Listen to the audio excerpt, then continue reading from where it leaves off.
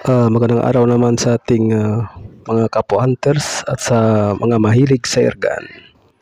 So ngayon naglilinis po tayo ng ating hand pump. So naisipan kong mag-video kasi yung mga baguhan natin di alam kung paano maglinis ng pump, at saka papakita ko rin kung saan ko inilagay yung coolant. Ito pala yung coolant natin. Ang purpose niyan para hindi madaling uminit yung hand pump natin. So marami sa atin na hindi pa alam kung saan ito nilagay. Yung coolant natin ay mabibili lang naman to sa online, marami yan. Mura lang naman to. Pwede rin sa mga auto shop siguro, marami yan. May ibang klaseng kulay to. Depende na lang kung ano yung pipiliin nyo. Ano nga ba ang purpose ng coolant para sa ating hand pump? Bakit kaya coolant ang nilagay? So coolant ang nilagay natin para hindi tawag dito, hindi magkalawang yung ano natin, yung hand pump. Kung tubig ang gamitin natin, siguro isang linggo lang magkalawang to, masisira yung hand pump natin. Sabi nila stainless to, kaso baka ano lang, hindi talaga tunay na stainless. Kasi yung luma kong hand pump, nilagyan ko ng tubig, matindi yung kalawang. Ang coolant, nilalagay pala ito sa radiator ng sasakyan. Ito yung ginagamit nila para hindi kalawangin yung mga radiator nila. So sa atin, sa hand pump natin ito nilagay kasi wala naman tayong sasakyan, kaya ito sa hand pump na lang natin inilagay. So ipapakita ko saan ito inilalagay. Yung hand pump natin, 3 stage yan. So dito natin ilagay sa gitna ng 2 stage, at saka sa yung pinakamaliit niyang yung sa gitna ng 2 stage at saka 3 stage.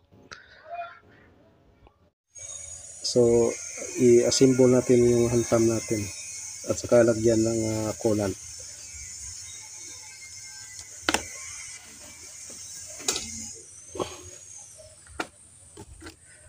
Ito pala yung 3 stage niya.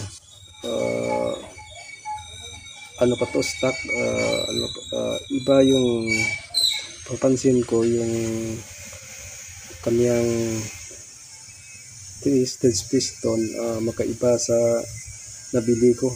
So magandang piston to kumpara sa nabili natin sa yung ano niya, spare niya.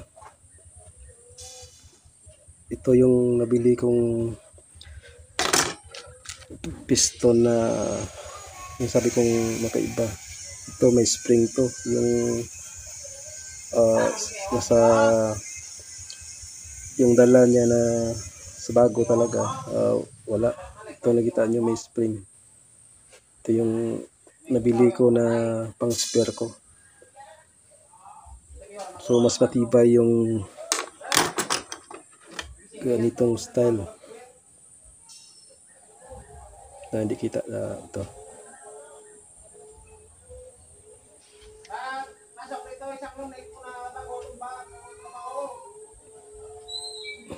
Iba-iba sa isa na ito. Tingnan niyo.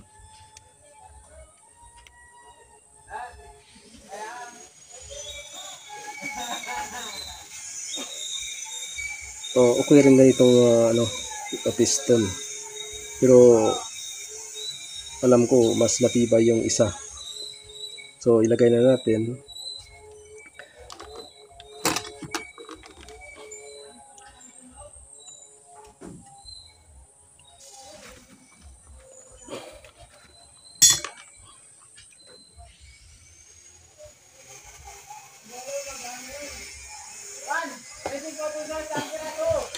Bago pa pala natin ilagay, lagyan natin ng konting silicone oil silicone oil yung nilagay ko para ito talaga yung para sa mga high pressure pump, silicone oil.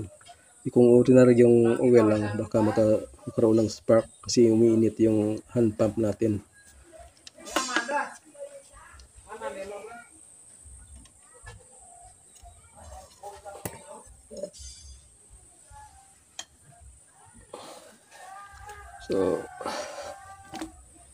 So dito yung nilagay yung yung coolant sa gitna nila dito. Sa gitna nito at saka dito.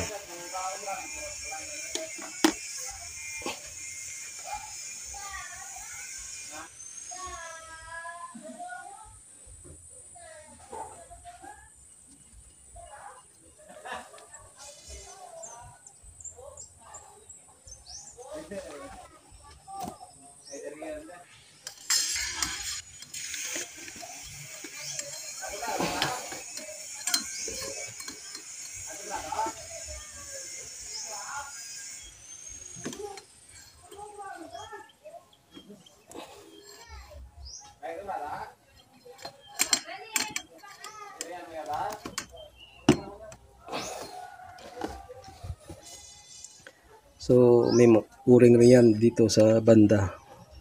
So hindi yon maglalabas yung coolant natin, tapos may lock yan dito. So lagyan na natin.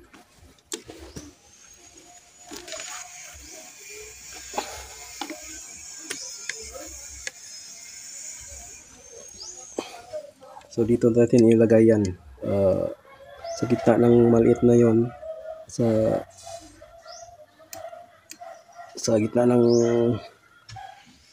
2 stage at saka 3 stage.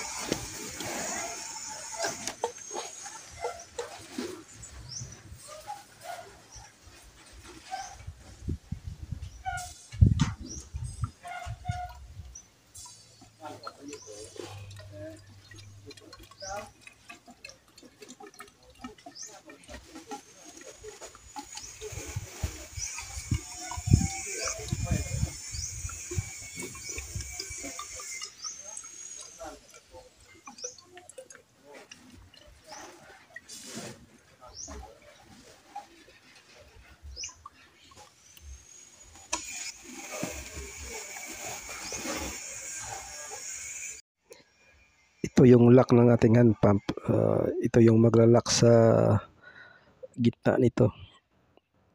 Yung lock ng 3 stage at 2 stage.